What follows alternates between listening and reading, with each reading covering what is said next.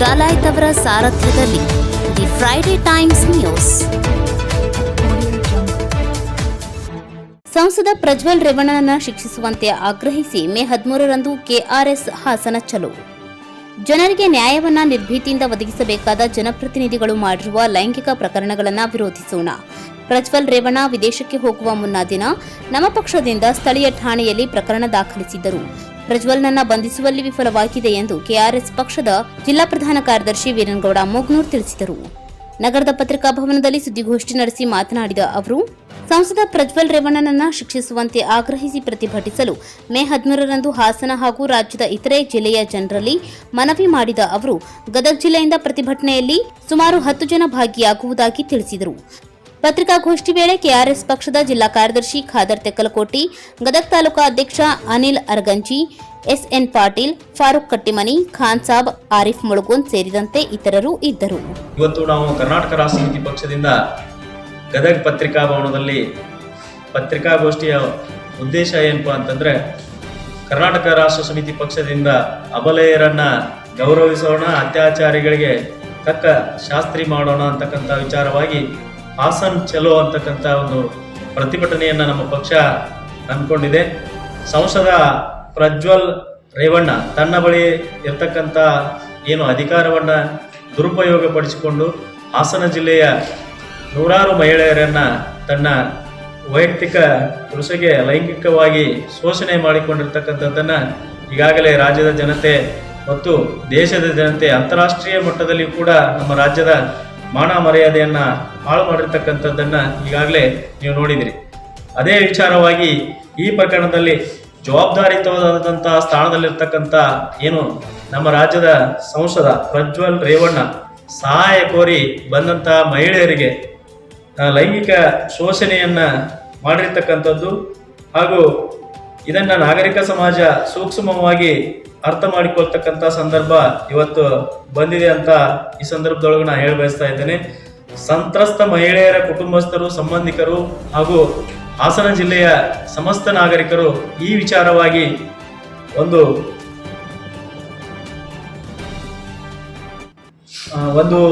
ಪ್ರತಿಭಟನೆಯನ್ನ ಈ ಸಂದರ್ಭದೊಳಗೆ ಮಾಡಬೇಕಂತ ಹೇಳಿ ಈ ಮೂಲಕ ಕರ್ನಾಟಕ ರಾಷ್ಟ್ರ ಸಮಿತಿ ಪಕ್ಷದಿಂದ ನಾವು ವಿನಂತಿಯನ್ನ ಮಾಡ್ತಾ ಇದ್ದೇನೆ.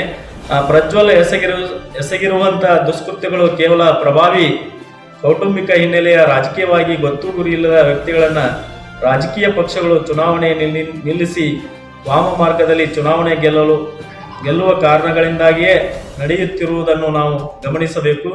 ಆದ್ದರಿಂದ ಪ್ರಜಾತಂತ್ರಕ್ಕೆ ಬಂದೆರಗಿರುವ ಈ ಘೋರ ಕಾಯಿಲೆಯನ್ನ ನಿರ್ಮೂಲನೆ ಮಾಡುವ ಸಂಕಲ್ಪ ಮುಂದಾಗಬೇಕೆಂದು ಈ ಮೂಲಕ ವಿನಂತಿಯನ್ನ ಮಾಡ್ಕೊಳ್ತಾ ಇದ್ದೇನೆ. ಹಾಗೆ ಪೆನ್ಡ್ರೈವ್ ಪ್ರಕರಣವು ಪಾರದರ್ಶಕವಾಗಿ ತನಿಖೆ ಆಗಬೇಕಂತ ಹೇಳಿ ನಾವು ರಾಜ್ಯ ಸರ್ಕಾರವನ್ನ ಒತ್ತಾಯ ಮಾಡ್ತಾ ಇದ್ದೇವೆ. ಪಾರದರ್ಶಕ, ನಿಷ್ಪಕ್ಷಪಾತವಾಗಿ ತನಿಖೆಯಾಗಬೇಕಾದರೆ ಪ್ರಜ್ವಲ್ ರೇವಣ್ಣ ಕುಟುಂಬದ ಕೃಪಾ ಕಟಾಕ್ಷದಿಂದ ಹಾಸನ ಜಿಲ್ಲೆಯಲ್ಲಿ ಕಾರ್ಯನಿರ್ವಹಿಸುತ್ತಿರುವ ಆ ಕುಟುಂಬದ ಋಣದಲ್ಲಿರ್ತಕ್ಕಂಥ ಸರ್ಕಾರಿ ನೌಕರರನ್ನ, ಅಧಿಕಾರಿಗಳನ್ನ ಈ ತನಿಖೆ ಮುಗಿಯುವವರೆಗೂ ಕೂಡ ಹಾಸನ ಜಿಲ್ಲೆಯಿಂದ ವರ್ಗಾವಣೆ ಮಾಡಬೇಕಂತ ಹೇಳಿ ಈ ಮೂಲಕ ಕರ್ನಾಟಕ ರಾಷ್ಟ್ರ ಸಮಿತಿ ಪಕ್ಷ ಆಗ್ರಹ ಮಾಡುತ್ತೆ. ಸಂತ್ರಸ್ತ ಮಹಿಳೆಯರು ಪ್ರಜ್ವಲ್ ಮತ್ತು ರೇವಣ್ಣ ಅವರ ಮೇಲೆ ಹಳೆ ನರಸಿಂಹಪುರ ಠಾಣೆಯಲ್ಲಿ ದೂರು ನೀಡಿ ಮೊಕದ್ದಮೆ ದಾಖಲಾದ 16 ಗಂಟೆಗಳ ನಂತರ ಆತ ವಿದೇಶಕ್ಕೆ ಅದನ್ನು ತಪ್ಪಿಸಬಹುದಾಗಿದ್ದ ಅವಕಾಶವನ್ನ ಪೊಲೀಸ್ ಇಲಾಖೆ ಅಧಿಕಾರಿಗಳು ಬಳಸದೇ ಇರುವುದನ್ನು ಗಮನಿಸಿದರೆ ಕೆಳ ಹಂತದ ಸಿಬ್ಬಂದಿಯಿಂದ ಹಿಡಿದು ಉನ್ನತ ಅಧಿಕಾರಿಗಳವರೆಗೂ ಇದರಲ್ಲಿ ಶಾಮೀಲಾಗಿರಬಹುದೆಂದು ಸಕಾರಣವಾಗಿ ಅನುಮಾನಿಸಬಹುದಾಗಿದೆ. ರಾಜ್ಯದ ಹಾಲಿ ಮತ್ತು ಮಾಜಿ ಜನಪ್ರತಿನಿಧಿಗಳು ತಮ್ಮ ಇಂತಹದೇ ವಿಡಿಯೋಗಳು ಹೊರಬರಬಹುದು ಎಂಬ ಆತಂಕದಲ್ಲಿ ನ್ಯಾಯಾಲಯಗಳಿಂದ ಪ್ರತಿಬಂಧಕ ಆಜ್ಞೆ ಪಡೆದಿರ್ತಕ್ಕಂಥದ್ದನ್ನ ಈಗಾಗಲೇ ನಾವು ನೋಡಿದ್ದೀವಿ. ಇಂತಹ ಜನಪ್ರತಿನಿಧಿಗಳ ಹೆಸರುಗಳನ್ನು ಪಟ್ಟಿ ಮಾಡಿದರೆ ಅದು 50 ಜನರ ಹತ್ತಿರ ಇದೆ. ಈ ಪ್ರಮಾಣದಲ್ಲಿ ಜನಪ್ರತಿನಿಧಿಗಳು ತಮ್ಮ ಅಧಿಕಾರ ದುರುಪಯೋಗ, ಲೈಂಗಿಕ ಶೋಷಣೆ ಅಥವಾ ಮಾಡಿ ಈಗ ಬ್ಲ್ಯಾಕ್ಮೇಲ್ಗೆ ಒಳಗಾಗುತ್ತಾರೆ ಎಂದರೆ ಅವರು ಯಾವ ರೀತಿಯಲ್ಲಿ ಜನರ ಪರವಾಗಿ ನಿರ್ಭಯತೆಯಿಂದ ಕಾರ್ಯನಿರ್ವಹಿಸಬಲ್ಲರು ಮತ್ತು ನಾಡಿನ ಹೆಣ್ಣು ಮಕ್ಕಳ ಸುರಕ್ಷತೆಯ ಬಗ್ಗೆ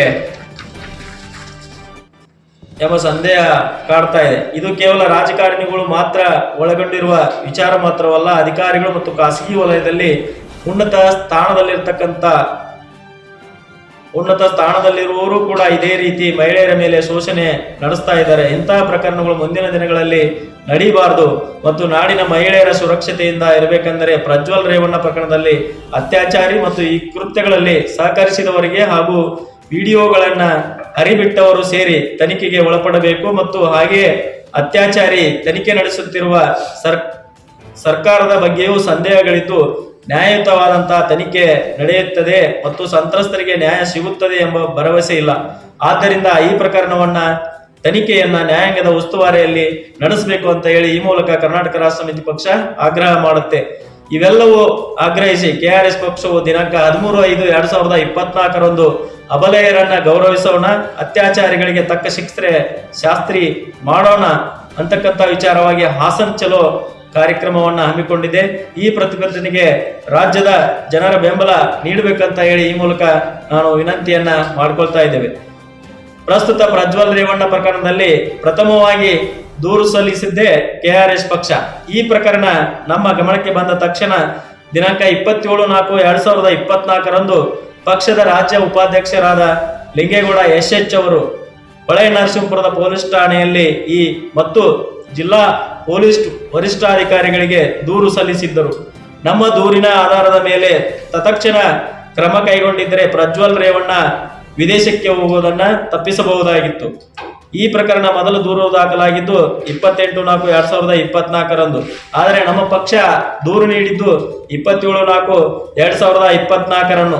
ನಮ್ಮ ದೂರಿಗೆ ಅನುಸಾರವಾಗಿ ಅವತ್ತೇ ಕ್ರಮ ಕೈಗೊಂಡಿದ್ದರೆ ಈ ಪ್ರಜ್ವಲ್ ರೇವಣ್ಣ ಅಂತ ಒಬ್ಬ ಕಾಮ ಪಿಶಾಚಿಯನ್ನ ವಿದೇಶಕ್ಕೆ ಹೋಗುವುದನ್ನ ತಡಿಬಹುದಾಗಿತ್ತು ಅಂತ ಹೇಳಿ ಈ ಮೂಲಕ ನಾವು ತಿಳಿಪಡಿಸ್ತಾ ಇದ್ದೇವೆ.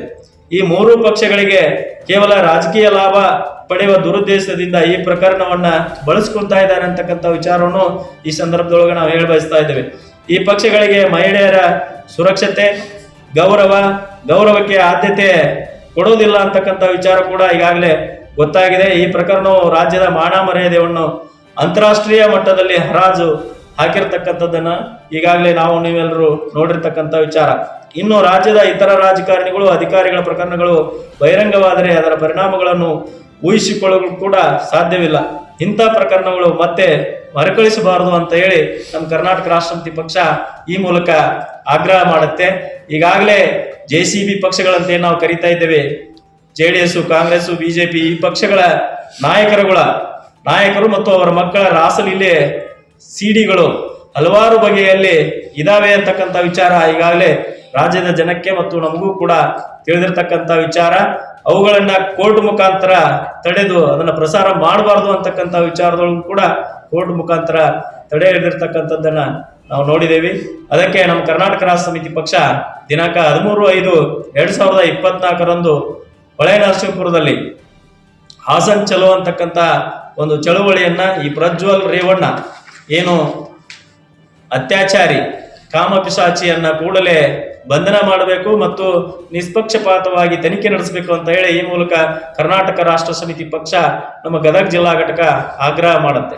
The Friday times news Gadag.